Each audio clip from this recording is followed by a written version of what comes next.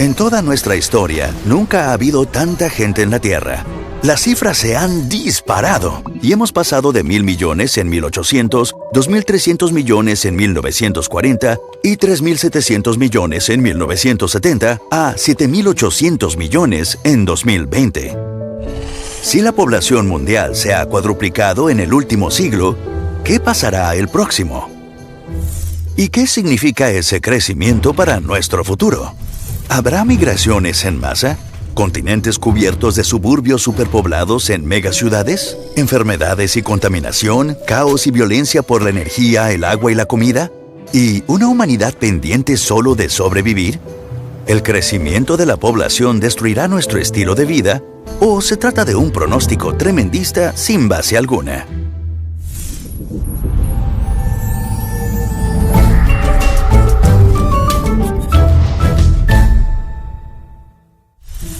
En la década de 1960, la tasa de crecimiento alcanzó una cifra récord que provocó profecías apocalípticas.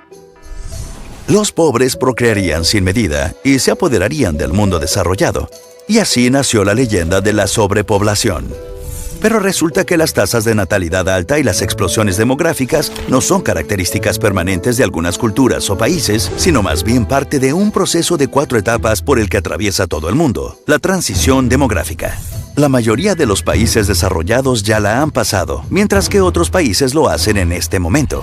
Volvamos al siglo XVIII, cuando todo el mundo, incluida Europa, estaba en la primera etapa de la transición demográfica. Para los estándares actuales, Europa estaba mucho peor que una región en desarrollo y soportaba malas condiciones higiénicas, alimentarias y médicas. Nacía mucha gente, pero muchos morían igual de rápido, así que la población apenas crecía. Las mujeres tenían entre 4 y 6 hijos, pero solo 2 de ellos llegaban a adultos.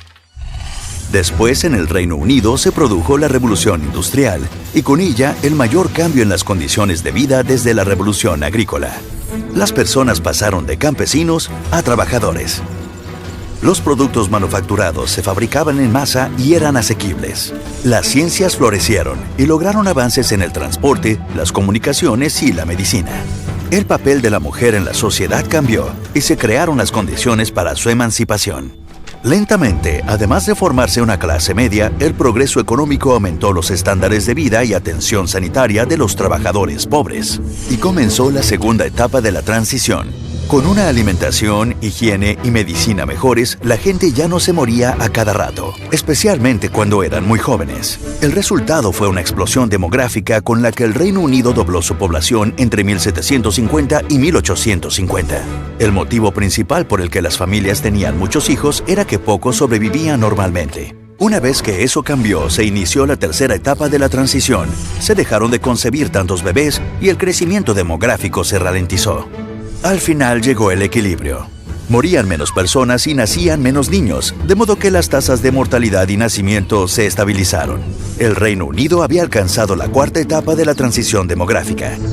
Esto también sucedió en otros lugares y cada vez más países recorrieron las 4 etapas. Primera, muchos nacimientos y muertes por las malas condiciones de vida. Segunda, mejores condiciones de vida que llevan a menos muertes y explosión demográfica. Tercera, menos muertes que se traducen en menos nacimientos y fin del crecimiento demográfico. Pero, si las tasas de nacimiento han caído tanto, ¿por qué la población sigue creciendo tan deprisa? Bueno, los niños nacidos en la explosión demográfica de los 70 y 80 ahora se están convirtiendo en padres y por ello se ha producido un importante pico de población. Pero como media tienen muchos menos hijos que sus padres. Hoy la media es de 2,5, cuando hace 40 años era de 5. Así, a medida que esta generación se haga mayor y la fertilidad caiga más, la tasa de crecimiento demográfico seguirá ralentizándose. Es algo que se cumple en todos los países. En Occidente se tiende a subestimar el progreso en otras regiones del mundo, pero lo cierto es que en la mayoría ya se ha alcanzado la cuarta etapa. Fijémonos en Bangladesh. En 1971, las mujeres tenían una media de 7 hijos, aunque el 25% moría antes de cumplir los 5. En 2015, la tasa de mortalidad había bajado hasta el 3,8% y las mujeres solo tenían 2,2 hijos como media. Es la regla, no una excepción. Occidente no es especial, solo empezó antes. A los países desarrollados les ha costado unos 80 años reducir la fertilidad de más de 6 hijos a menos de 3. Otros lo están consiguiendo rápidamente, Malasia y Sudáfrica en 34 años, Bangladesh en 20, Irán en solo 10. Todos estos países que han superado la transición no han tenido que empezar de cero y cuanto más apoyo reciben, antes lo consiguen. Por eso son importantes los programas para reducir la mortalidad infantil o ayudar al desarrollo de las naciones pobres. No importa la motivación, ya se sueñe con un mundo en el que todos seamos libres y ricos o se quiera evitar las avalanchas de refugiados, la simple realidad es que a todos nos beneficia personalmente que la gente viva bien en todas las partes del planeta. Y lo estamos consiguiendo. El porcentaje de personas extremadamente pobres nunca ha sido tan bajo como hoy. Por eso el futuro del crecimiento de la población mundial en realidad no es una profecía apocalíptica, sino una promesa. El crecimiento de la población terminará. La ONU prevé que nunca alcancemos los 12,000 millones de habitantes. Y a medida que aumente el nivel de desarrollo del mundo, el número de personas con más educación se multiplicará por 10. Y los países que solían estar necesitados ayudarán a avanzar en el desarrollo. Más personas significa más individuos para poder avanzar como especie. Bendiciones. El video anterior, como lo pudimos observar, nos muestra una visión un tanto estadística, una visión un tanto secular sobre la población demográfica. Pero es curioso nosotros como creyentes ahondar y entender un poquito más acerca del propósito divino con la humanidad. Y para esto vamos a ver específicamente qué piensa la Iglesia sobre ese crecimiento demográfico y los métodos de planificación. Para esto vamos a ayudarnos de una cita bíblica que se encuentra en Salmos, que nos habla acerca de la prosperidad, acerca de la bendición de lo que es la humanidad. El Salmo 127:3 nos dice lo siguiente, de que los hijos son la herencia del Señor y que el fruto del vientre es una recompensa de Dios. Y el 5 nos dice, bienaventurado el hombre que llenó la aljaba de ellos. O sea, una posición bíblica que podemos encontrar acerca de la descendencia, de la prole, de los hijos, es prosperidad, ¿cierto? Es bendición. No se nos está hablando específicamente algo contrario. La Biblia no se apoya sobre un control demográfico en específico. Por el contrario, encontramos algunas citas referentes. Una de ellas es Génesis 1:28, donde se le demanda al hombre que se fructifique y multiplique. Incluso más adelante y en versículos anteriores se habla también acerca de la administración. Al ser humano le fue delegada la administración sobre los animales, sobre el planeta Tierra en sí. O sea que la postura bíblica que encontramos nosotros ante una sobrepoblación no es necesariamente la de exigir menos personas, no. Esto no va en torno al plan de Dios ni a su propósito, sino honrarlos lo suficiente para proveer para sus necesidades. ¿Qué es lo que pasa? La cita de Marcos 12:31 nos habla acerca de amar al prójimo como a nosotros mismos. Pero ¿qué es lo que pasa? Que hemos visto a lo largo de la historia de la humanidad, y es que la codicia, las ansias de poder, la necedad, siempre ha conducido a una mala gestión de los recursos naturales, también materiales. Y esto da como resultado de que millones de personas sufran aún más. Y que no se nos olvide algo, la población, esas tasas de natalidad, esa demografía, es necesaria para el avance de las naciones, porque si se frena la natalidad, va a haber un envejecimiento y no habrá una mano de obra productora. Tenemos que entender esto. Hay movimiento en la economía, en el comercio, cuando se abre paso a la natalidad. Hablando de eso desde un punto de vista cristiano, ¿cierto? Ahora, ¿qué piensa la ciencia? ¿Qué controles ha ejercido? ¿Qué ha querido explicar la ciencia y algunos entes de poder sobre esto? Aquellos que defienden este tipo de controles demográficos suelen apoyarse en métodos de control que son antibíblicos, que no van de la mano de lo que Dios quiere, tales como el aborto, estamos hablando de la eutanasia, de la esterilización forzosa, de ideologías de género, la aprobación de matrimonios entre personas del mismo sexo, esquemas totalmente distorsionados y que van en contra de la enseñanza bíblica, ¿Qué nos enseña la Biblia? Sencillo, de que la vida humana es sagrada y que esos generadores de control demográfico promueven políticas que aceptan que el problema es que hay demasiados seres humanos, mientras que se ignora el verdadero problema. Y es que el verdadero problema no es tanto el tamaño ni la disponibilidad de los recursos, el tamaño de la población, no. El problema viene siendo el pecado de personas egoístas, personas ávidas de poder, ¿cierto? Que han abusado de la creación de Dios. Dios planeó que el hombre tuviera dominio sobre la tierra, sobre los animales, pero este enfoque se ha desviado y personas, estamos hablando de élites, de personas con demasiado poder, se han querido adjudicar el devenir de la humanidad y el tratar de decidir sobre cuestiones que solo le corresponden a Dios.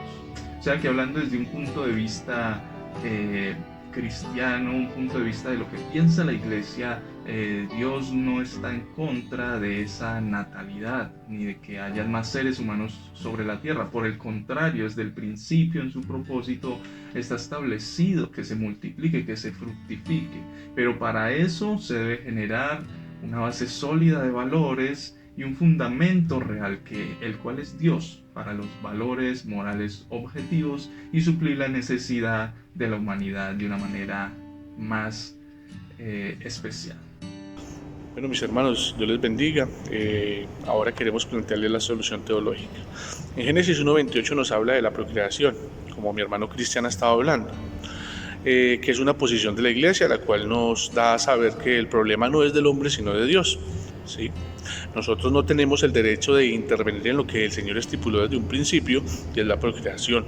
Hombre y mujer creó Dios para que multipliquen la tierra y gobernaran la naturaleza, pero tenemos que tener en cuenta que cuando el Señor dice tal cosa, la humanidad todavía no había sido permeada por el pecado, ya que el Señor da la orden, ¿sí?, de multiplicar y fructificados manteniendo la imagen del Señor en ellos, pero cuando entra el pecado de la humanidad, las cosas cambian, ya que todo no está bajo el cuadro que Dios hizo desde un principio, sino que el hombre empezó a caer en su propio razonamiento, alterando el orden de Dios. Por eso podemos ver que el hombre ya no se acostaba con una sola mujer para construir una familia, sino que tenía 2 o 3, primero para saciar su apetito sexual y después pecaminoso, ¿sí?, pero también para tener una genealogía muy amplia y mucho más cuando eran varones los que eran engendrados. Y con respecto a la mujer, cayó en ese momento por causa del pecado en el dominio de la mala administración del hombre, estando atado a que solo estaba para tener hijos, y si aquella era estéril no servía para nada, ya que no cumplía la función por la cual fue creada. Así que tenemos que ver que el problema está desde el principio y es el pecado. Para eso el Señor hace una nueva creación con el hombre por medio de Cristo Jesús, lo recoge, lo lava, lo limpia, lo regenera para empezar a hacer buenas obras, y una de esas buenas obras es darle el sentido original que Dios le dio, ¿sí?, al matrimonio y familia, volver al orden de Dios. Por otro lado, vemos que el problema no es el crecimiento de la población, sino los hogares, las familias en las cuales están naciendo nuevos seres humanos. Para nadie es un secreto que donde nacen más niños en este momento es donde hay más pobreza, ¿sí? Y si esto lo unimos con la falta de Dios, aún es más grave la situación, ya que estos niños se van a crecer sin unos principios, no van a saber cuál es el rol del padre, el rol de la madre, el rol de los hijos, el valor del matrimonio y aún menos de la familia. Y en vez de ser un nuevo ser humano que aporte al progreso de la sociedad, sería una carga y un problema. Por eso la solución hoy plantada es que la responsabilidad cae sobre la Iglesia, primero para cumplir con la misión dada por Dios, y es ir a reconciliar al hombre con Dios por medio de Jesucristo, ir a cumplir la tarea de evangelizar las naciones formando discípulos cimentados en la fe y la palabra de Dios. Como Pablo nos muestra en el libro de los Romanos en el capítulo 12, él dio primero buena tierra y formó buenos árboles, y después empezó a enseñar sobre los frutos de un buen árbol. Así es la tarea de la Iglesia, proveer al hombre buena tierra y formar buenos árboles, para después enseñarles conforme a la palabra de Dios cómo llevar buenos frutos. Y entre esos buenos frutos está el ser un esposo lleno de amor hacia su esposa, una mujer sujeta a su esposo y unos hijos obedientes a sus padres, reconstruyendo la imagen original del matrimonio y familia y en este mundo, y que cada vez lo podemos ver que está en decadencia. Pero así como vemos una nota final de que Pablo le escribe a Timoteo diciendo y hablándole sobre el carácter del hombre en los postreros días, allí en Timoteo, segunda de Timoteo capítulo 3, podemos nosotros analizar un poco de que la palabra se está cumpliendo, ¿sí? Hoy vemos el hombre cada vez conforme a lo que la palabra nos dice, así que la tarea de la iglesia es ir y predicar la palabra de Dios, ¿sí? Evangelizar formando hombres y mujeres temerosos de Dios, los cuales crean, reciban a Cristo para salvación y vida eterna.